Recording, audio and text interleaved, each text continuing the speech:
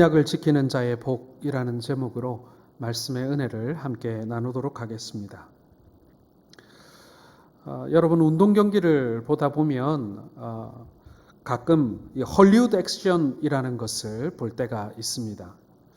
저도 축구를 굉장히 즐겨 보는데요. 특별히 축구 경기에 보면 이 헐리우드 액션이 많이 등장합니다. 페널티킥을 얻어내기 위해서 혹은 상대방에게 옐로우 카드나 이런 것들을 이렇게 주게 하기 위해서 이렇게 헐리우드 액션을 하는 선수들이 많이 나옵니다. 요즘에는 그 VAR이라는 게 있어가지고 이 화면을 다시 이렇게 천천히 크게 이렇게 심판들이 보면서 이 헐리우드 액션이 이렇게 잘 잡히는데요. 과도한 행동으로 심판의 눈을 속이는 비신사적인 행동이 바로 이 헐리우드 액션이라는 것입니다. 근데 이게 축구에만 있는 것은 아닙니다. 우리가 잘 아는 2002년도였나요?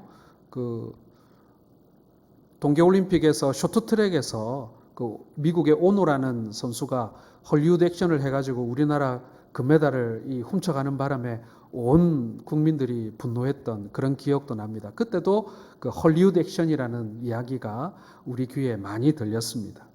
이게 농구에도 있고요. 그리고 여러 종목에도 있습니다.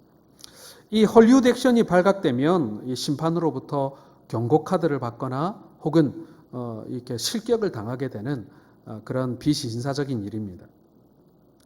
그런데 저는 그런 생각도 해봅니다. 그럼 나는 신앙생활하면서 혹 헐리우드 액션을 하고 있는 것은 아닌가? 우리의 영적인 생활에 비추어 볼 때 우리는 영적인 헐리우드 액션을 취하고 있는 것은 아닐까? 이런 질문을 스스로 해볼 때가 있습니다. 저는 목사기 때문에 그리고 설교자기 때문에 사실은 훨씬 더 이 헐리우드 액션에 취약한 사람입니다. 자기는 그렇게 살지 못하면서 자기의 마음은 그렇게 진실하지 못하면서 성도들에게 설교할 때나 목회할 때 혹은 교인들한테 보일 때 더 거룩한 것처럼 그리고 말씀대로 잘 살고 있는 것처럼 그리고 다 영적인 것처럼 그렇게 성도들과 하나님 앞에 헐리우드 액션을 하는 것은 아닌가. 아마도 저의 부끄러운 모습 중에 한 단면이 아닐까라는 생각을 해봅니다. 바리새인들은 그들의 신실함을 사람들에게 보여주는 것이 제대로 된 신앙이라고 착각하고 있었습니다. 그들의 삶을 정의할 때 그들은 헐리우드 신앙이었다라는 거죠. 바리새인들은 성전에 올라가 기도할 때에도 세리들을 향해서 나는 저기 있는 저 사람들과 다릅니다 라고 자신의 경건함을 나타내려고 했습니다. 사람을 의식하면 경건은 이렇게 어떤 모양으로 변하고 맙니다. 그러나 하나님을 의식하면 이 경건이라는 것은 능력으로 변화될 수 있습니다. 경건을 타인과 비교하려고 들면 이 또한 어떤 모양이 됩니다. 어떤 분은 신앙생활할 때 다른 사람을 많이 의식해요. 그래서 헐리우드 액션을 하는 것입니다. 하지만 하나님 앞에 나의 부끄러움을 고백하게 될 때 경건은 능력이 되는 것입니다. 우리의 경건의 삶이 어떤 경우에는 능력이 되지만 어떤 경우에는 어떤 모양만 보여주려고 하는 헐리우드 액션으로 우리가 하나님과 사람들 앞에 속이려고 하는 모습으로 등장할 수 있다라는 것입니다.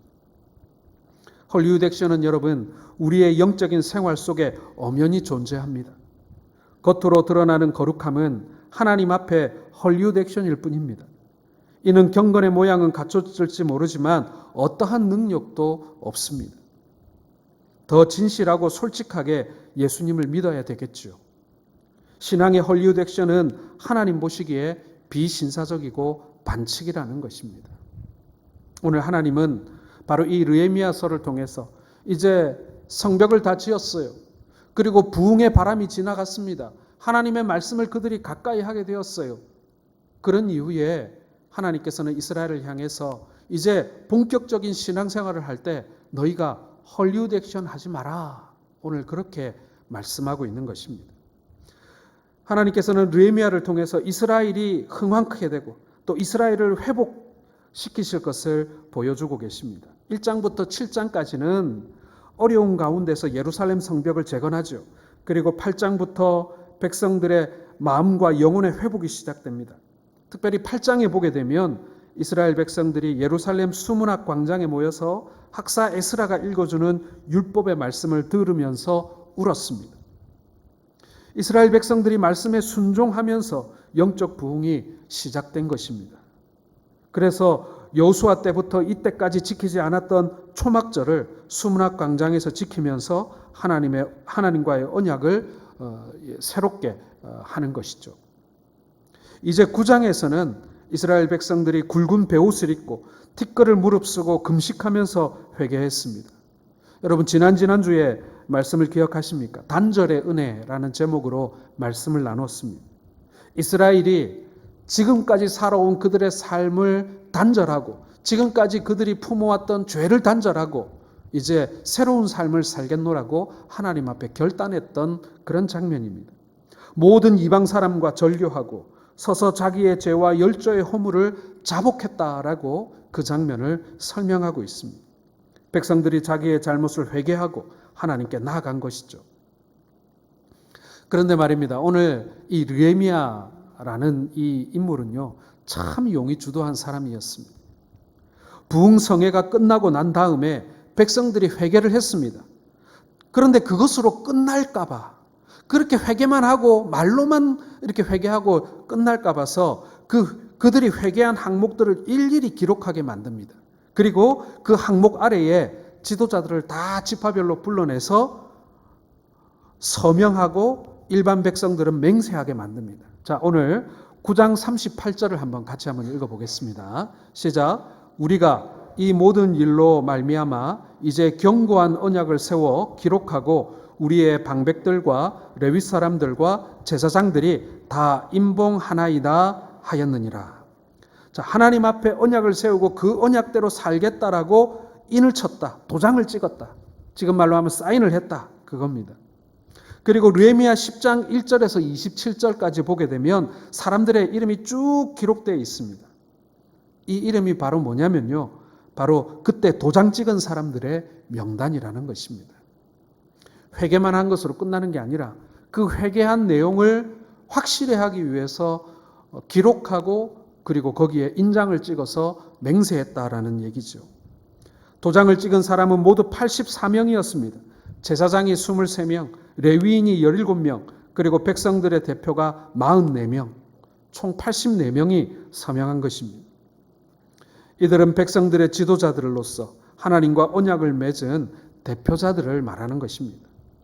그들은 이렇게 말합니다. 29절, 10장 29절 같이 읽겠습니다. 다 그들의 형제 귀족들을 따라 저주로 맹세하기를 우리가 하나님의 종 모세를 통하여 주신 하나님의 율법을 따라 우리 주 여호와의 모든 계명과 규례와 율법을 지켜 행하여. 지금 백성의 대표자들이 하나님과 언약을 맺고 있습니다.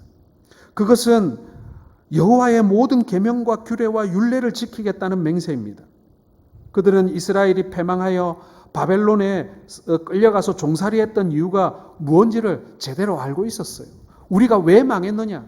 국력이 약해서, 군사력이 약해서, 혹은 왕이 부패해서, 그런 여러 가지 이유가 있을 수도 있겠습니다만은 중요한 것은 하나님의 계명과 규례와 율례를 이스라엘 백성들이 버렸기 때문에, 이스라엘의 지도자들이 그것을 버렸기 때문에 그들이 바벨론에 의하여 그런 수치를 당하고 나라를 빼앗겼다라는 것입니다.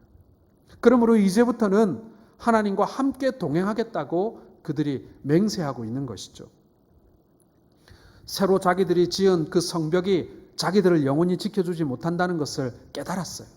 하나님이 지켜주셔야 비로소 자기들이 그 성 안에서 평안하게 살 수 있다는 것을 이제서야 깨달은 거예요. 전에는 왕이 지켜주고 성벽이 지켜주고 그리고 병거와 이 칼과 방패가 자기들을 지켜주는 줄 알았는데, 혹은 어떤 선지자나 그리고 왕들은 외교를 잘해야 자기들이 보호받을 수 있다라고 생각을 했죠. 그래서 애굽과 어떻게 해보기도 하고 바벨론과 어떻게 해보기도 하고 아수르와 어떻게 해보기도 하고 그렇게 했지만 결국에는 다 망했잖아요. 하나님이 동행하시지 않는 군사력, 외교, 경제력, 성벽, 심지어는 성전조차도 자신들을 지켜줄 수 없다라는 사실을 이들이 비로소 깨닫고 하나님과 다시 언약을 맺고 있는 것입니다. 이 언약은 지키지 못할 때 저주를 받을 것이라는 그런 약속하는 저주로 맹세하고 있습니다. 그러면서 하나님과 세 가지의 언약과 맹세를 하고 있는데 그 언약은 오늘 예수님을 믿는 모든 자들에게도 적용되는 언약이라고 할 것입니다. 자, 오늘 이 언약의 내용을 함께 살펴보면서 은혜 받는 시간 될 수 있기를 바랍니다. 첫 번째로는 여러분, 거룩한 혈통을 이루겠다는 언약을 세웁니다. 자, 30절 말씀 같이 읽어보겠습니다. 우리의 딸들을 이 땅 백성에게 주지 아니하고 우리의 아들들을 위하여 그들의 딸들을 데려오지 아니하며.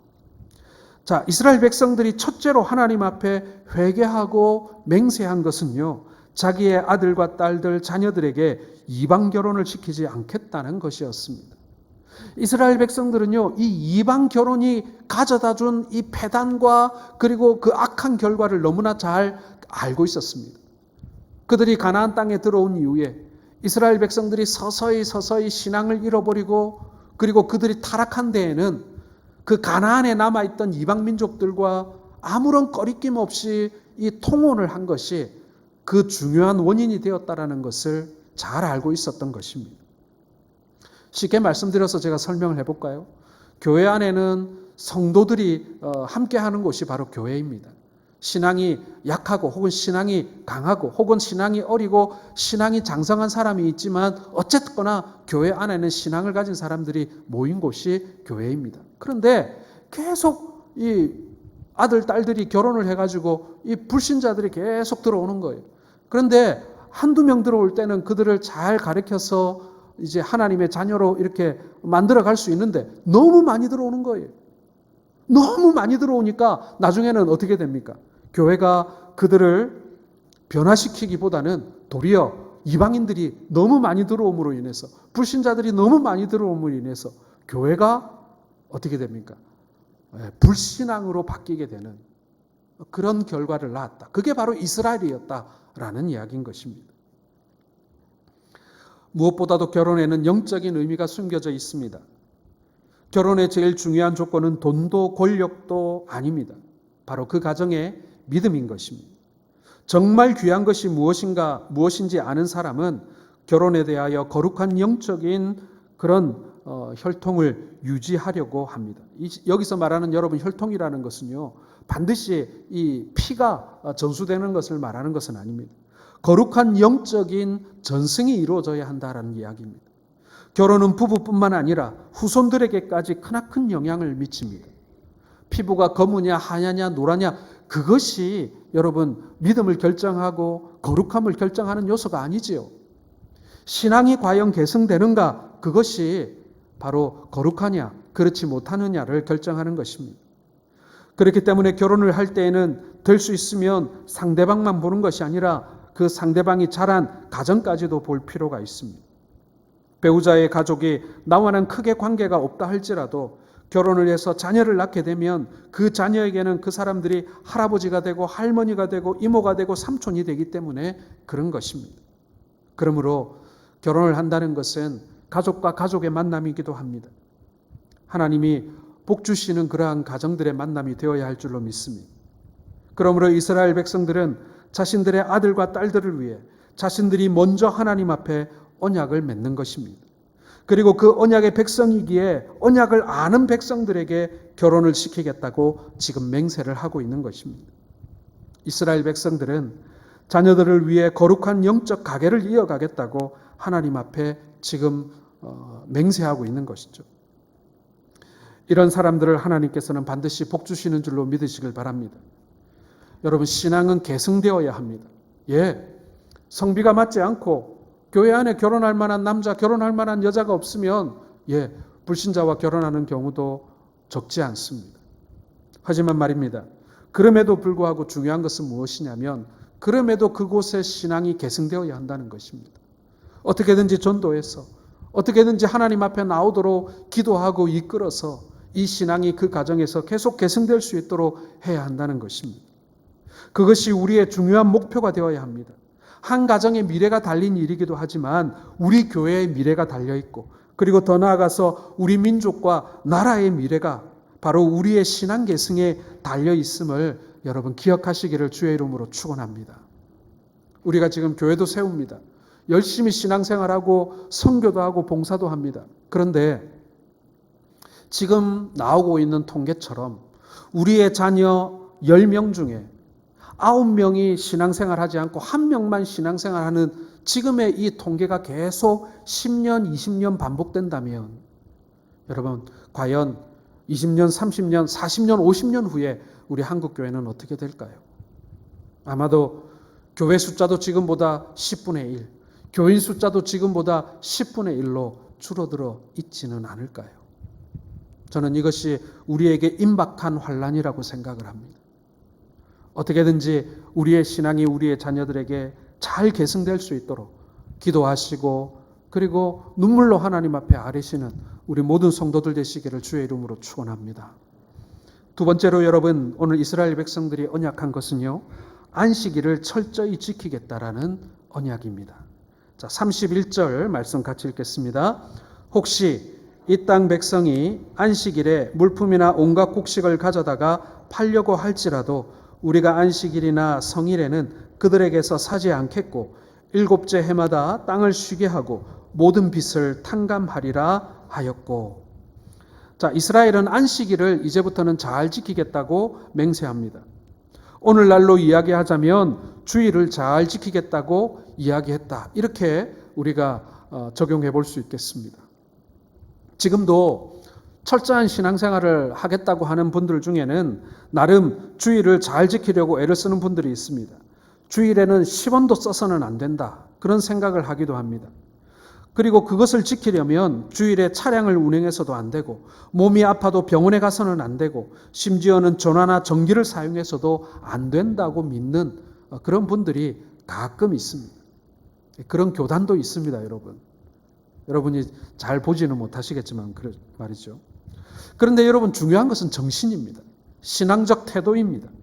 주일을 거룩하게 지키려는 그런 신앙의 태도를 가지고 오락을 피하고 장보기와 같은 물건을 사고 파는 행위를 금하는 것이지 율법주의자들처럼 10원도 안 쓰겠다는 그런 마음으로 주일을 지키면 사실은 반드시 문제가 생기곤 한다라는 것입니다. 주일을 거룩히 지키는 것은 성도의 마땅한 의무입니다. 그래서 주일에는 제일 먼저 하나님께 예배드려야 되고 또 성도들 간의 교제를 방해하는 그런 일들을 중단해야 합니다. 이스라엘 사람들이 십계명을 어떻게 생각하는가를 보면 안식일에 대한 그 히브리적인 그런 사고방식을 따라 판단해 볼 수 있습니다. 우리는 보통 십계명의 1계명부터 4계명까지를 하나님과의 관계, 혹은 5계명부터 10계명까지를 이 세상과의 관계로 그렇게 규정하고 해석합니다. 그런데 이 히브리적인 사고방식으로는 약간의 차이가 있습니다. 이 히브리 사람들은 1계명부터 3계명까지를 하나님과의 관계, 그리고 5계명부터 7계명까지를 이웃과의 관계, 그리고 8계명부터 10계명까지를 이 세상 만물과의 관계로 규정하고 있습니다. 이렇게 분류하고 나면 4계명이 남는데, 즉 안식일을 거룩히 지키라는 계명이 이 모든 관계들을 회복하라고 하는 명령으로 이해할 수 있다라는 것입니다. 굉장히 안식일을 중요시하는 것이죠. 즉 안식일에는 우선 하나님과의 관계가 회복되어야 된다. 이렇게 말하는 것입니다. 그래서 그 뜻을 따라 예배를 드리는 거죠. 또한 이웃과의 관계도 회복해야 된다고 얘기합니다. 예배가 끝나기 무섭게 예배당을 빠져나가는 것이 아니라 이웃들과 함께 식사도 하고 이야기도 나누면서 교제를 하면서 서로 간에 깨어진 관계를 회복하라라는 말씀이 바로 이 십계명 속에 있다는 거예요. 그리고 마지막으로 주일에는 이 세상 만물과의 관계를 회복해야 된다라는 것입니다. 땅을 쉬게 하고 일하는 짐승들도 쉬게 하고 공장의 기계도 중단하고 모든 사물을 쉬게 해야 한다는 것입니다. 그러므로 이 안식일의 참 뜻은요, 아무 일도 안 하고 노는 날이 아니라 예배와 교제를 통해서 모든 관계를 회복하는 날, 하나님과의 관계를 회복하고 형제와의 관계를 회복하고 그리고 이 세상 만물과의 관계를 회복하는 날, 이렇게 히브리 사람들은 안식일을 바라보고 있다는 것입니다. 이렇게 예배해야 하는 날에 이스라엘 백성들은 지금껏 안식일을 지키지 않았다는 것입니다. 그러므로 이스라엘 백성들에게 재앙이 내리고 바벨론으로 끌려가게 된 이유가 바로 이것이었다는 거예요. 그들이 안식일 중심의 신앙을 잃어버렸기 때문에. 그래서 느헤미야와 이스라엘 백성들은 이 안식일 계명을 자발적으로 준수하기로 결단한 것입니다. 그리고 성경은 이 안식일을 잘 지키는 자에게 복을 약속하고 있는 것이죠. 여러분, 우리에게 있어 주일의 중심은 예수 그리스도입니다. 이스라엘 백성들이 그들의 규례를 따라 안식일이 그들의 삶의 중심이었던 것처럼 우리도 예수 그리스도의 십자가로 말미암아 주일이 우리의 삶의 중심이 되어야 할 줄로 믿습니다. 우리는 주일을 통해서 예배가 회복되고 교제가 회복되고 그리고 이 세상을 향한 우리의 책임이 회복되어야 될 줄로 믿습니다. 자, 이사야 58장 13절과 14절을 한번 같이 읽겠습니다. 시작. 만일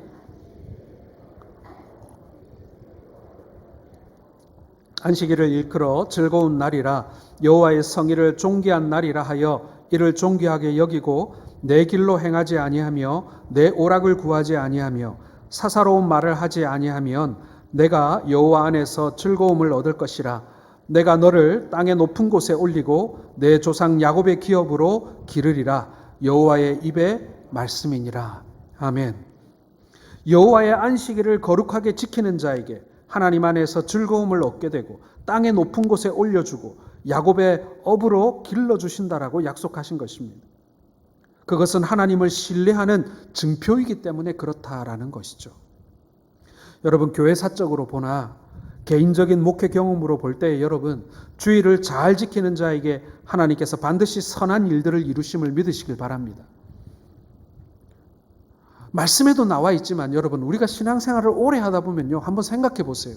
우리 주변에 복받은 사람들, 하나님께서 많은 것을 주신 사람들의 모습을 살펴보면 교회 중심적이고 주일 중심적이고 말씀 중심적인 사람이라는 사실을 알게 되는 것입니다. 하나님을 존중하는 자를 하나님께서는 절대로 멸시하지 않습니다. 세상의 그 어떤 것보다도 하나님을 소중하게 여기는 자를 하나님께서 멸시하지 않습니다. 세상의 그 어떤 것보다도 하나님을 귀하게 여기는 자를 하나님께서는 귀하게 사용하십니다. 하나님은 하나님과의 언약의 관계성 때문에 주의를 지키기 위해 자기의 가장 중요한 것들을 포기하는 자들을 결코 모른다 하지 않으신다라는 것입니다. 하나님께서 야곱에게 창세기 28장 15절에 이렇게 말씀하셨습니다. 같이 읽겠습니다.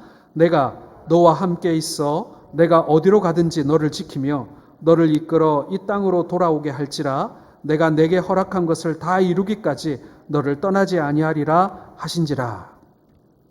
어느 시대나 개인이든 교회든 국가든 간에 여러분, 신앙의 부흥이 있을 때에는 반드시 이 주의를 철저히 지켰던 것들로 그 열매가 드러났던 것을 보게 되어집니다.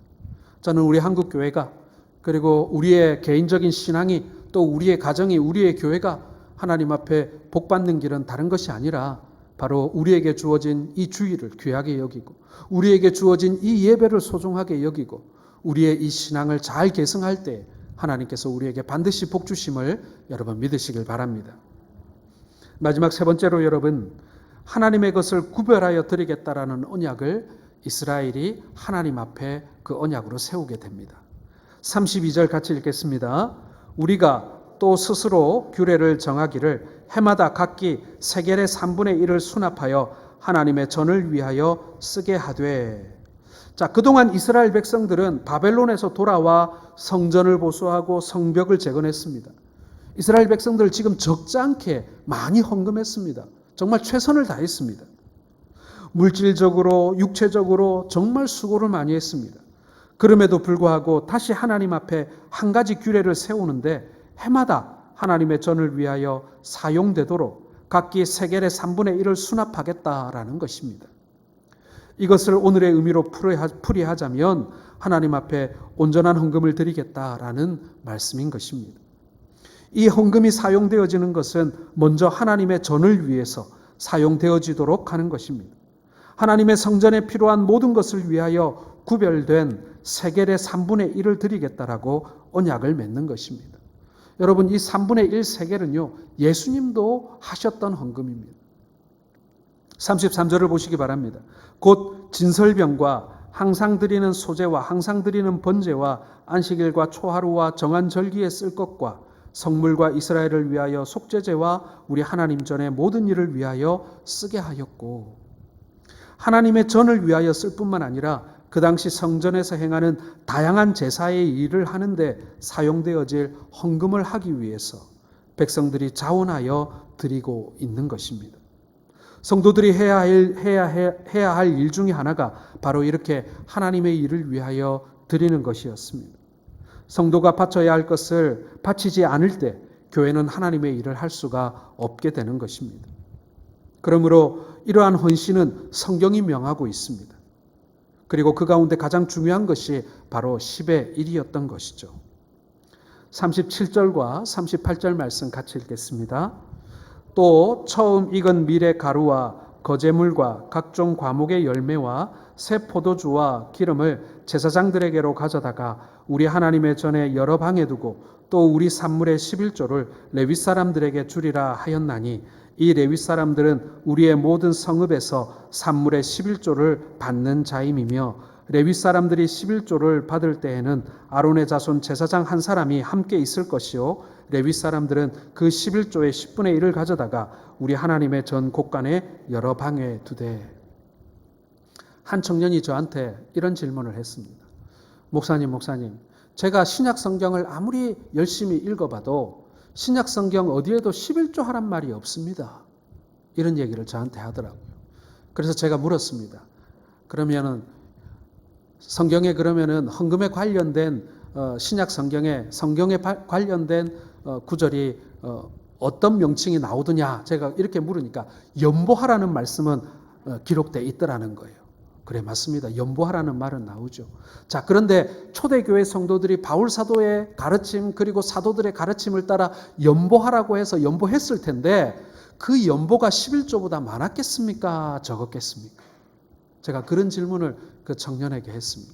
그랬더니 이 청년이 한참을 생각해 보더니 아마도 모르기는 해도 11조보다는 더 했을 것 같습니다. 그러더라고요.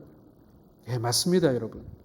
신약 성경에는 초대교회 성도들에게 신약교회 성도들에게 11조라는 말은 나오지 않습니다. 하지만 연보하라는 얘기, 그다음에 구제하라는 얘기, 헌금하라는 얘기는 참 많이 나옵니다.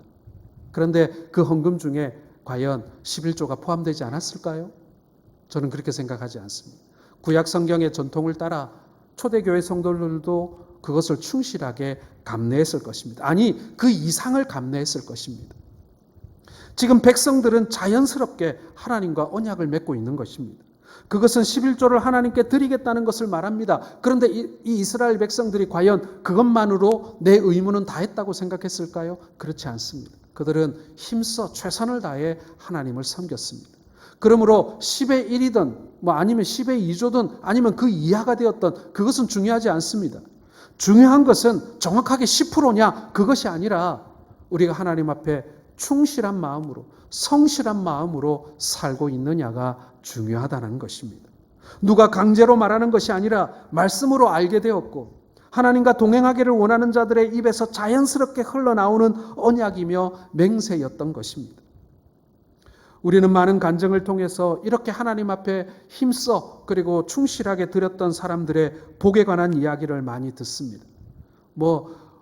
다른 예화를 들고 오지 않아도 말입니다. 하나님께 드릴 때 하나님께서 더 큰 복으로 갚아주신 이야기들을 우리는 많이 들을 수 있습니다. 하나님의 언약, 약속을 믿고 드리는 자에게 하나님께서는 더 많은 복으로 채워주시는 분이라는 것입니다. 이제 말씀을 맺기를 원합니다. 오늘 우리는 말씀에서 이스라엘 백성들이 스스로 하나님 앞에 언약을 지키기로 맹세하는 장면들을 보고 있습니다. 이제 앞으로 신앙생활 할 때 헐리우드 액션 하지 않겠다는 거예요. 그전에는 하는 신용만 하고 하는 척만 하고 살았지만 이제 회개하고 나니 하나님의 말씀을 깨닫고 나니 이제 내 마음의 중심을 다하여서 진심을 다하여서 하나님 앞에 믿음 생활하겠다라고 하나님 앞에 지금 언약하고 있는 것입니다. 사랑하는 성도 여러분, 오늘 우리가 이런 언약을 할 수 있기를 바랍니다. 지금까지 우리가 사람들한테 좀 내 직분이 있으니까 사람들한테 좀 보이기 위해서 혹은 가족들한테 보이기 위해서 그게 아니라 하나님이 바라보시는 가운데 어떤 것도 숨길 수 없고 감출 수 없는 그 코람데오의 모습으로 우리가 하나님 앞에 온전히 설 수 있도록 하나님 우리를 경건하게, 우리로 하여금 성실하게, 우리로 하여금 하나님 앞에 정직하게 나아갈 수 있도록, 그것이 여러분 부흥의 시작이고 그것이 복을 받는 길이고 그것이 바로 하나님을 기쁘시게 하는 길임을 믿으시는 우리 모든 성도들 되시기를 주의 이름으로 축원합니다.